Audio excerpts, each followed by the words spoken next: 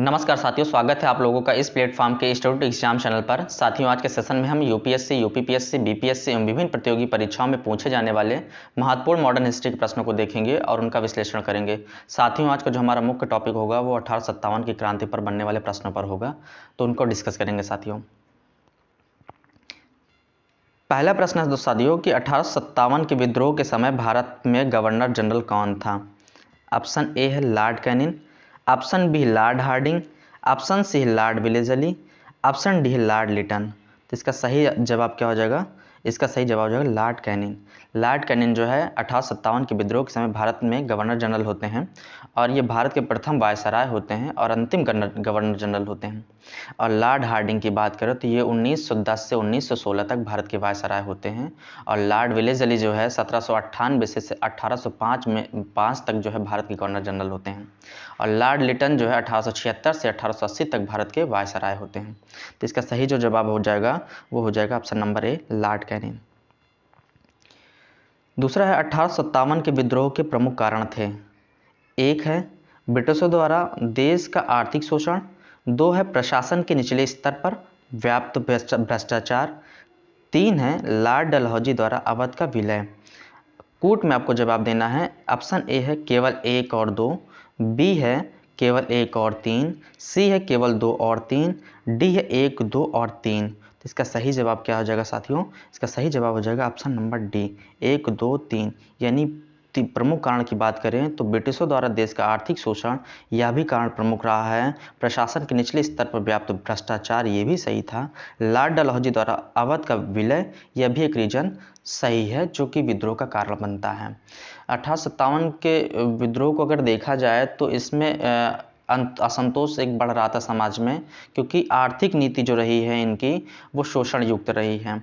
तो प्रशासन के निचले स्तर पर भ्रष्टाचार भी था, जिसमें से जमींदार हो गए, किसान हो गए, दस्तकार हो गए, हस्तशिल्पकार हो गए, ये लगातार क्या हो रहे थे? निर्धन होते चले जा रहे थे, गरीब होते चले जा रहे थे।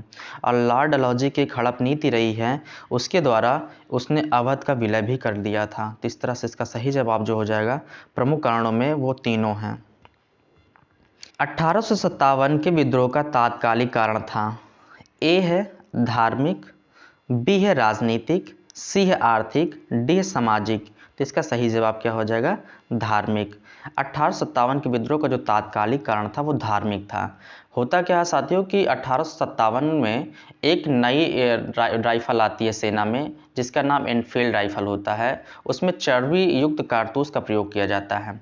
जब यह सेना को पता चलता है कि इसमें चर्बी का यूज किया गया इस कारतूस में, तो अपने मुंह से उसको खींचने से वो मना कर देते हैं।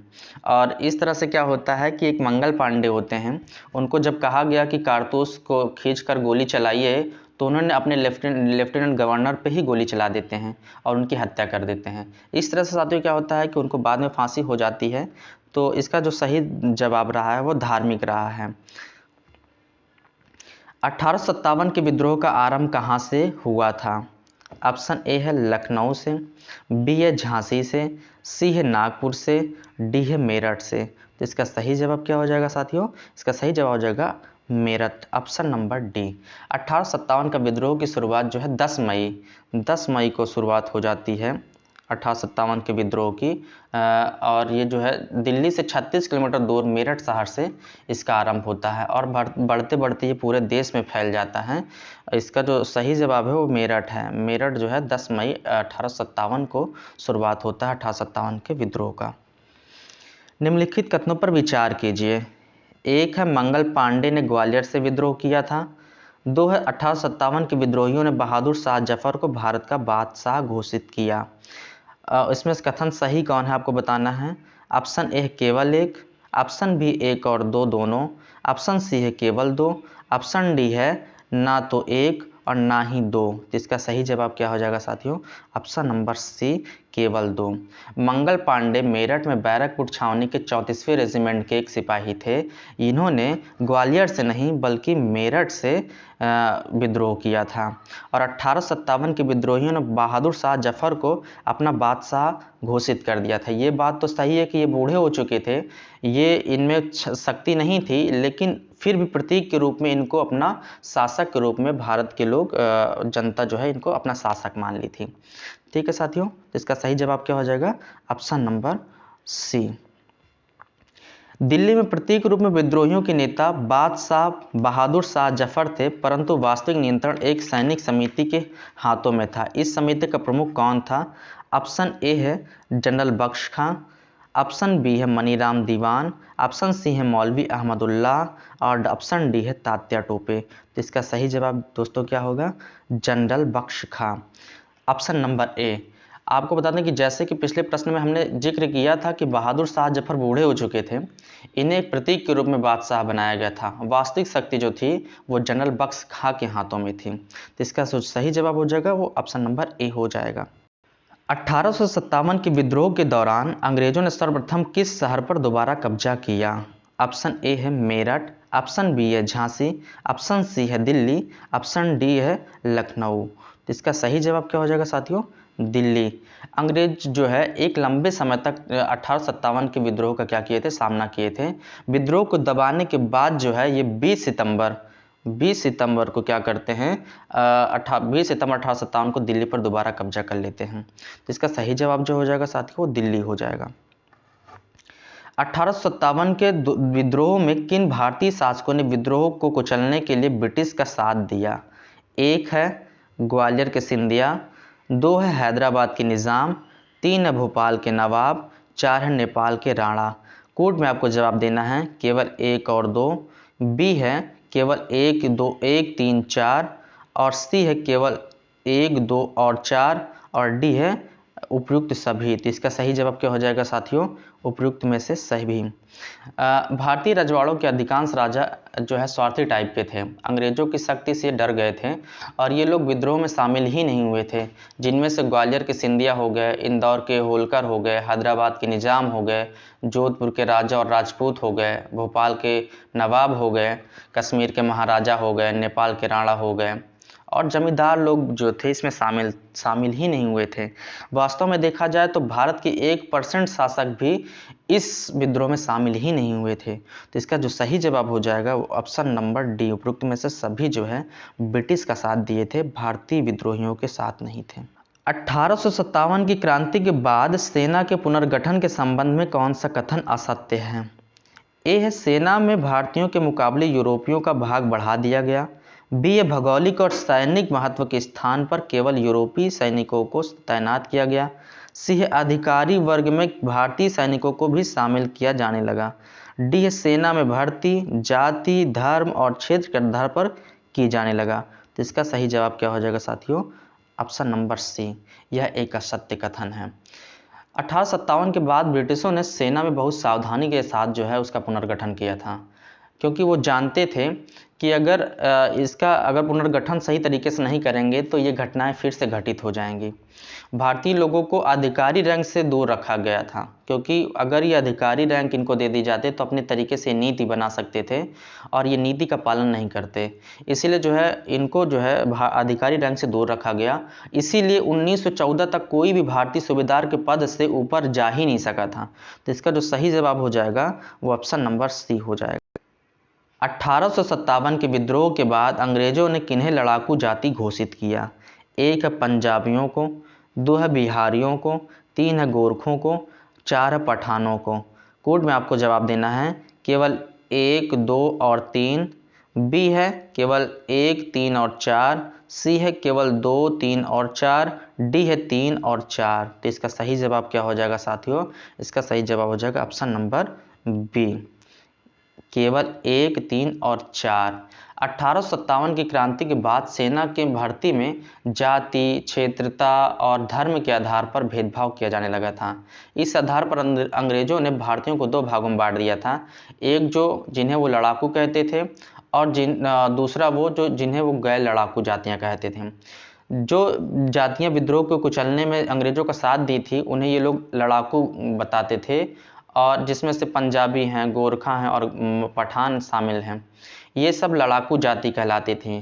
और अवध है, बिहार है, मध्य भारत है, दक्षिण भारत की जातियां हैं, इन्हें गैर लड़ाकू जातियां कहा इन्होंने। तो इसका जो सही जवाब हो जाएगा वो केवल 1, 3 और 4।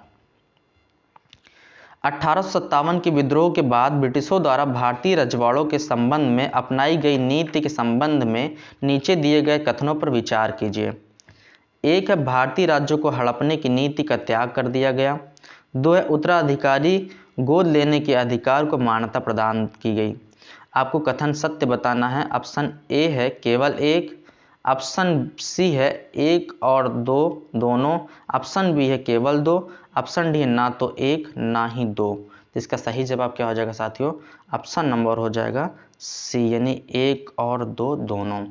लॉर्ड डलहौजी की एक नीति रही है जो हड़प नीति के नाम से जानी जाती थी। इस नीति से उसने कई राज्यों को क्या किया था? भारत में हड़प लिया था। लेकिन 1857 के विद्रोह के बाद इस नीति का क्या कर दिया गया था? त्याग कर दिया गया था। 1857 की क्रांति भारतीय शासकों ने अंग्रेजों का साथ दिया था। इसके बदले अंग्रेजों ने इन्हें इनाम भी दिया था और उत्तराधिकारी को गोद लेने के अधिकार भी इनको दे दिया था। तो इसका सही जवाब जो हो जाएगा 1 और 2। ब्रिटिश द्वारा 1858 के बाद अपनाई गई नीतियों के संबंध में नीचे दिए गए कथनों पर विचार कीजिए। 1 है, बांटो और राज्य करो की नीति को आगे बढ़ाया। 2 है, समाज सुधारकों का समर्थन करने की नीति को आगे बढ़ाया। 3 है, भारतीय राजाओं, जमींदारों और भूस्वामियों के प्रति मित्रता पूर्ण व्यवहार की नीति अपनाई। आपको असत्य कथन बताना है। केवल ऑप्शन ए है केवल 1 और 2, ऑप्शन बी है केवल 2, ऑप्शन सी है केवल 2 और 3, ऑप्शन डी है केवल 1 और 3। तो इसका सही जवाब क्या हो जाएगा साथियों? ऑप्शन नंबर बी केवल 2। 1858 के बाद उन्होंने जनता के खिलाफ राजाओं को और एक जाति के खिलाफ दूसरी जाति को और सबसे अधिक देखें तो मुसलमानों के खिलाफ हिंदुओं को खड़ा कर दिया था, जो बांटो और राज करो के सिद्धांत पर आधारित था। इस नीति को इन्होंने जारी रखा था, बंद नहीं किया था। अंग्रेजों ने समाज सुधारकों की सहायता करने की पुरानी नीति क्या कर दी थी? छोड़ दी थी। क्यों छोड़ दी थी? क्योंकि इनका मानना था कि 1857 की क्रांति हुई है उसका एक बड़ा कारण था समाज सुधार। इसलिए इन्होंने 1857 की क्रांति में जो समाज सुधारकों की सहायता क्या कर दी थी? बंद कर दी थी। 1857 के विद्रोह में अंग्रेजों का साथ देने के कारण ही अपना व्यवहार भारतीय शासकों या जमींदारों के प्रति क्या इन्होंने कैसा रखा? मित्रतापूर्वक रखा था। इसका सही जवाब क्या हो जाएगा? 2, समाज सुधारकों का समर्थन करने की नीति को आगे बढ़ाया। ये गलत है। 1857 के विद्रोह के संदर्भ में निम्नलिखित कथनों पर विचार कीजिए। 1 है, यह केवल भारतीय सैनिकों के असंतोष का परिणाम था। 2 है, इसका आरंभ पहले दक्षिण और मध्य भारत में हुआ। 3 है, इसने लॉर्ड डलहौजी को व्यक्तिगत सिद्धांत डॉक्ट्राइन ऑफ लैप्स से लागू करने के लिए प्रेरित किया। उपयुक्त में से कौन सही है? आपको जवाब देना है। ए है केवल 1, बी है केवल 2 और 3, सी है केवल 2 और डी है उपयुक्त में से कोई नहीं। तो इसका सही जवाब क्या हो जाएगा साथियों? इसका सही जवाब हो जाएगा ऑप्शन नंबर डी, इनमें से कोई नहीं। इसमें जो पहला दिया हुआ है यह केवल भारतीय सैनिकों के असंतोष का परिणाम था, यह एक असत्य कथन है। यह केवल जो सैनिकों का असंतोष नहीं था बल्कि भारत में किसान हैं, कारीगर हैं, जमींदार हैं, सरदार हैं, विभिन्न वर्ग के लोग इसमें शामिल थे। इसका आरंभ पहले दक्षिण और मध्य भारत में हुआ, यह भी कथन गलत है क्योंकि यह मेरठ से शुरू होता है। देखा जाए तो उत्तर भारत और मध्य भारत से शुरू होता है और धीरे धीरे करके पूरे भारत में फैल जाता है। और तीसरा देखा जाए इसने लॉर्ड डलहौजी को व्यक्तिगत सिद्धांत लागू करने के लिए प्रेरित किया, यह भी असत्य है। 1857 की क्रांति के बाद जो है यह डॉक्ट्राइन ऑफ लैप्स से क्या कर दिया गया था? बंद कर दिया गया था। ठीक है, तो साथ ही इसका सही जवाब जो हो जाएगा उपयुक्त में से कोई कथन सत्य नहीं है। 1857 ईस्वी के विद्रोह के संदर्भ में कौन सुमेलित है? आपको सुमेलित बताना है। विद्रोही नेता के नाम दिए हुए हैं और केंद्र दिया हुआ है। पहला है लियाकत, कहाँ से थे? लखनऊ से। 2 है मौलवी, बरेली से। 3 है बख्श खां, दिल्ली से। आपको कूट में जवाब देना है कौन कौन से सुमेलित हैं।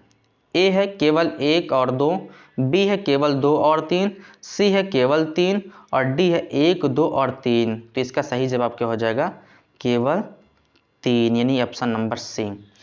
अगर विद्रोही नेता और उनका केंद्र देखा जाए तो लियाकत अली जो है लखनऊ से नहीं है, बल्कि ये इलाहाबाद से थे।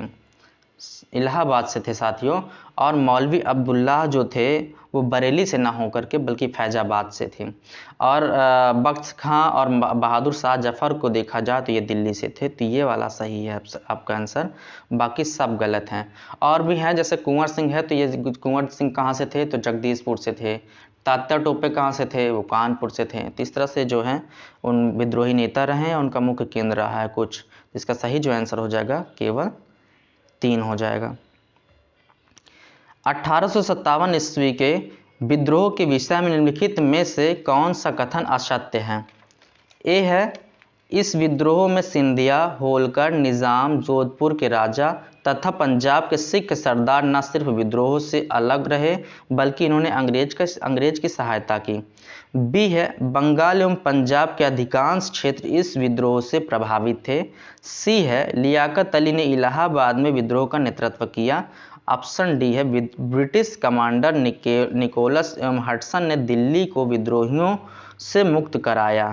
तो इसका सही जवाब क्या हो जाएगा साथियों? इसका सही जवाब हो जाएगा ऑप्शन नंबर बी, बंगाल एवं पंजाब के अधिकांश क्षेत्र इस विद्रोह से प्रभावित थे।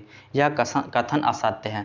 1857 का विद्रोह पूरे देश के सभी क्षेत्रों में एक समान तो नहीं फैला, बल्कि इसमें उत्तरी भारत और मध्य भारत ज़्यादा प्रभावित रहा है। लेकिन बंगाल है, पंजाब है, कश्मीर है, दक्षिण भारत के अधिकांश क्षेत्र में इसका विस्तार नहीं हुआ था। और जॉन निकोलस हैं और हडसन ने दिल्ली में जो क्रांति रही है उसको दमन करने का काम निकोलस और हडसन करते हैं। आई होप आपको ये वीडियो पसंद आई होगी साथियों। अगर वीडियो पसंद आई है तो वीडियो को लाइक करें, सब्सक्राइब करें एवं बेल आइकन को दबा दें, जिससे आने वाली वीडियो की हर नोटिफिकेशन आपको मिलती रहे। धन्यवाद साथियों।